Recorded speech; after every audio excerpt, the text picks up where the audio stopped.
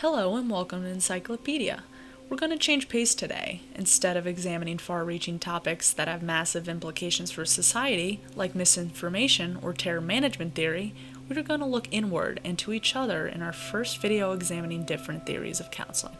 We plan on doing this by hitting on three overarching themes: a brief biography of the founder or founders, the key ideas or beliefs they had, and additions their work has brought to the field. While Sigmund Freud is a mystified figure and his therapeutic approach is well known among the general public, we wanted to save him for later and focus on someone who is lesser known but arguably more influential to the field, even nearly 3 decades after his death. Get ready to learn what it means to become a person, because today we're going to talk about the legendary Carl Rogers, some key ideas he introduced into the field, and the key attributes a practicing, client-centered therapist needs to have. Let's start by talking about the man himself. Carl Rogers was born January 8, 1902, in Oak Hill, Illinois. His father was a civil engineer and his mother was a housewife. His childhood was something of a precursor to his future brilliancy, as he had already learned to read before the age of 5 and skipped ahead 2 grades in elementary school. His years in college were complicated. To make a long story short, Rogers applied to study agriculture, switched to ministry, and ended up with a PhD in psychology. He wrote the surprise hit book Counseling and Psychotherapy in 1942.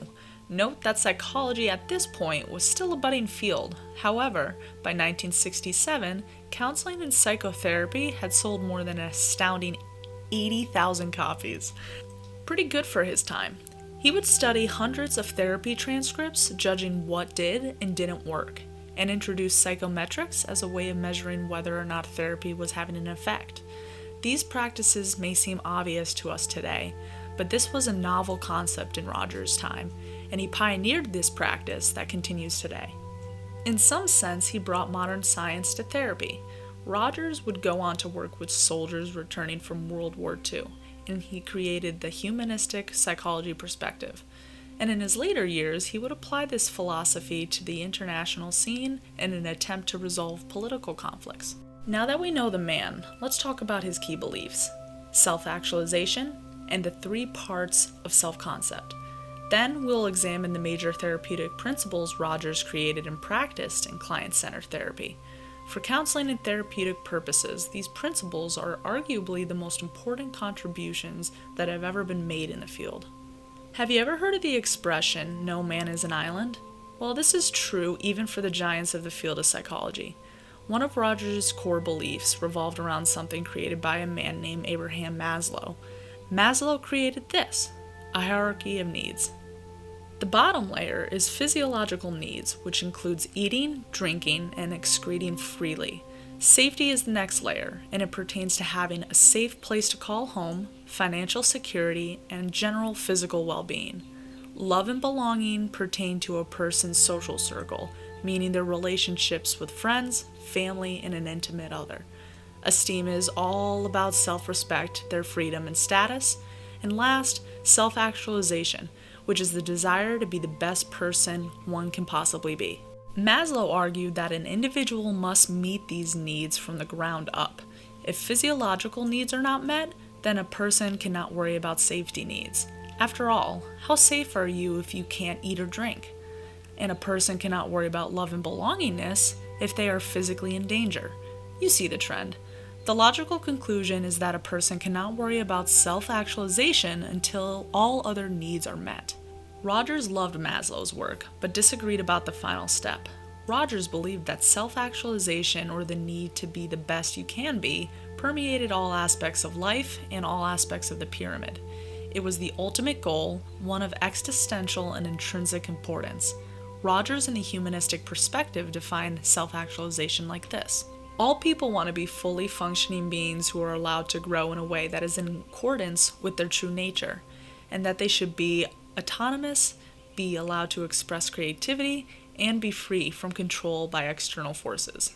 You will see themes of this belief throughout Rogers' theory of counseling. Let's move on to the idea of self-concept. First, let's talk about the 3 pieces that make up the self-concept. There is the ideal self, the self-image, and self-esteem. The ideal self refers to the person who you want to be. This includes attributes and qualities. This is your perfect you who is charismatic, with no anxiety, depression, or split ends. The self-image refers to how you perceive your attributes and qualities. Note that this is your perception. So even if you were the ideal superhero version of yourself, having a poor self-image can cause you to perceive yourself as worse than you really are. Last is self-esteem, and this is how you feel about yourself. This can be strongly influenced by your self-image, although even those with poor self-image can have high self-esteem. If a person values, likes, and accepts themselves, they can have good self-esteem while having poor self-image. Issues tend to arise with self-concept when these pieces don't match up. For example, let's say that Stanley dreams about being a great speaker. He wants to be able to captivate people and inspire them to do their best. What aspects of the self-concept is this?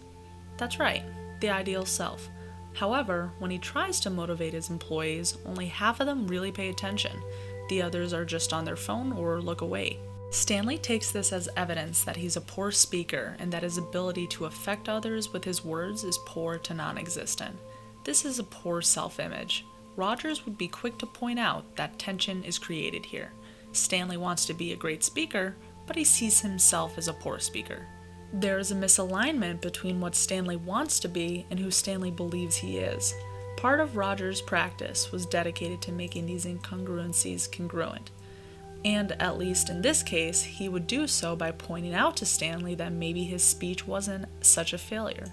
In fact, maintaining the attention of even half of the employees is a feat. In the days of mobile devices and shorter attention spans, that reasoning might help Stanley close the gap between his ideal self and his self-image. If we tie this back, you can see how Rogers' self-actualization beliefs influence this. As Stanley's self-concept becomes congruent, he is becoming a more whole individual that knows himself and can be true to himself. This same theme will continue into his major contributions to the therapy process. Speaking of which, let's talk about those. Rogers argued that 3 attributes above all else were most important for the therapy process. These 3 attributes are congruence, unconditional positive regard, and accurate empathetic understanding. These attributes are vital in virtually every form of modern therapy. Rogers argued the most important of these attributes is congruency. This trait is all about the therapist. To be an effective therapist, Rogers believed that you needed to be totally authentic during your interactions with the client. A therapist must be open and genuine in their interactions. If a client were to sense that there was a facade, this would breed mistrust and make it more difficult for the client to have personal growth. To be clear, this does not mean that the therapist has to be self-actualized or perfect. Therapists are people too, and we have off days. Congruency is all about being genuine and honest. Here's an example. Sally is a full-time therapist, but she's also a new mother. Her newborn seems to sleep more during the day than at night, and it is making it hard for her to get the rest that she needs to focus on her sessions. It would not be congruent if Sally tried to pretend that it wasn't an issue and that she wasn't tired. The client might think that she just doesn't care, or worse, that something that they're doing is actively making Sally behave this way. Being inauthentic with your client can be detrimental in this way. If Sally was congruent, she might say something like this at the beginning of the session. "I'm sorry if I seem a little off today. My newborn has been keeping me up at night, so I might be a little more spacey than normal. If you notice that, just know that it isn't anything that you're doing or saying." This brings the potential issue into light, and should Sally seem tired, the client knows why and won't attribute this to something else. Also, while a therapist should carefully and thoughtfully pick when to engage in self-disclosures, allowing a client a sneak peek into their personal life or state of mind can be great for rapport building. However, just to reiterate, therapists and those in the helping profession are people too, and it isn't possible to be 100% congruent 100% of the time. The therapist should be as congruent as possible, but keep in mind that this is more of a spectrum rather than a zero-sum game. Next is unconditional positive regard. Rogers believed that a therapist should adopt an attitude of unconditional care. The therapist is very selfless in this regard. How they would handle a situation or where they would draw a moral line is not important here. Rather, the therapist's job is to explore these aspects with the client and accept them as they are.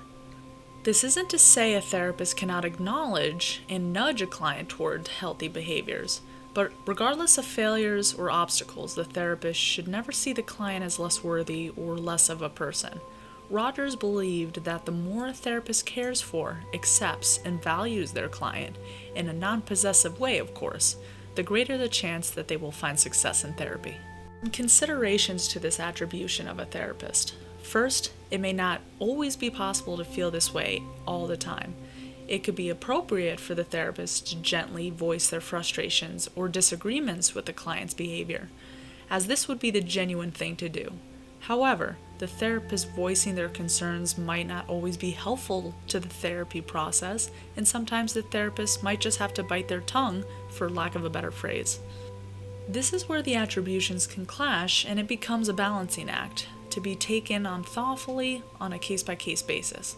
Second, therapists have ethical guidelines that they must abide by.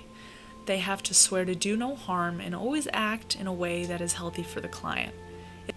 If someone cannot give unconditional positive regard to criminals that commit heinous crimes, for example, perhaps it would be wise to avoid working with this population altogether, as their inability to follow the principle could be detrimental to the therapeutic process. The last of the three vital attributions is the therapist's accurate empathetic understanding. To start, let's define empathy and sympathy to understand the differences between the two terms. Sympathy is identifying with and feeling someone's experience from your own perspective. For example, let's bring Stanley back. If Stanley's home burned down, you might be able to imagine what it would feel like if your own home burned down. Poor Stanley. You'd think of all the precious things you've lost and all the financial hardship about to befall you. It would be easy to look at Stanley and feel sympathy, imagining how much pain this would cause you. Empathy is identifying with and feeling someone's experience from their perspective. Instead of jumping into your own shoes to identify with Stanley, you would try to jump into his shoes. Perhaps he had pets, or perhaps he was a struggling artist with several paintings in his home. Empathy is feeling and understanding Stanley's pain from his perspective. Not only were there financial damages, but he may have lost a cherished pet or pieces of art that bear some sentimental value or were expressions of his emotions. Looking at this scenario with empathy rather than sympathy gives us a deeper understanding of Stanley's experience. Rogers believed that the successful therapist should empathize with the client's emotions and use this empathy to help the client explore these feelings. Also, Roger noted that it can be easy to become lost in emotions, especially when both members of the relationship are feeling and exploring them. And it is important for the therapist to ensure that the client does not get lost or bogged down in these feelings. Empathy is vital for the therapeutic process, or as Rogers once said, "If I am truly open to the way life is experienced by another person, if I can take his or her world into mine, then I risk seeing life in his or her way, and of being changed myself. And we all resist change. Since we all resist change, we tend to view the other person's world only in our terms, not in his or hers. Then we analyze and evaluate it. That's human nature. We do not understand their world, but when the therapist does understand how it truly feels to be in another person's world without wanting or trying to analyze or judge it, then the therapist and the client can truly blossom and grow in that climate."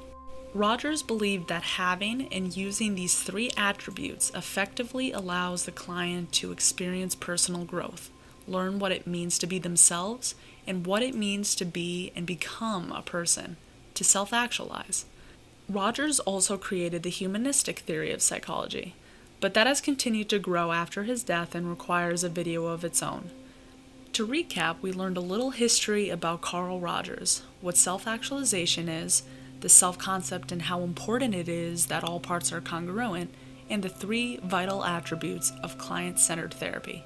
These are the major contributions of Carl Rogers and the principles of the client or person-centered therapy. And there is something else we think you should be aware of, especially if you love psychology and lean towards the helping profession. You can watch a full therapy session between Carl Rogers himself and a client named Gloria. This therapy session is one of 3 that Gloria tried, as she filmed herself trying 3 different approaches to psychotherapy.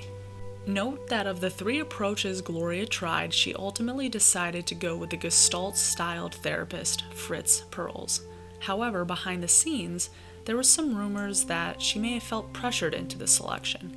Years later, she would switch again and continue her therapy with Rogers. The link for the full therapy session is included in the description below.